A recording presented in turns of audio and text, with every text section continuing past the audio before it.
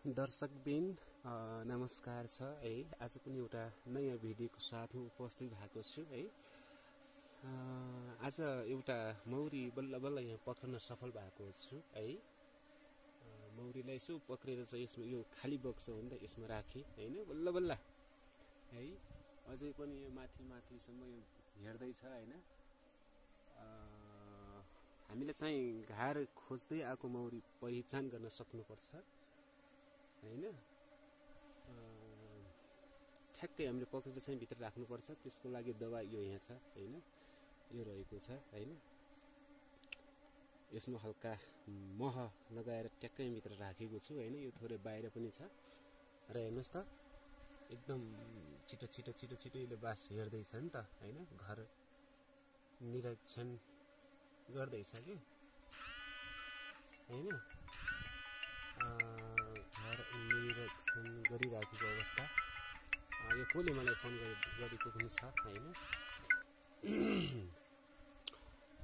र म केही समयपछि फुल मौरी आएको भिडियो पनि म यसै बक्स मार्फत तपाईलाई जानकारी गराउँछु। ल हेर्नुस् त हैन, अहिले त धेरै जम्मा भएको छ। कति छिटो छिटो छिटो छिटो छिटो एकदम घर निरीक्षण यसले गरिराखेको छ कि हैन। बाहिर भित्र बाहिर भित्र बाहिर भित्र बाहिर भित्र छ हैन। एकदम खुसी छ किनकि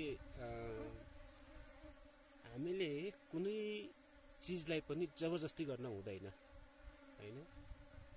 हाम्रो दिल खुसी भयो भने चाहिँ हैन, हामीलाई काम गर्न धेरै जाँगर लाग्छ हैन।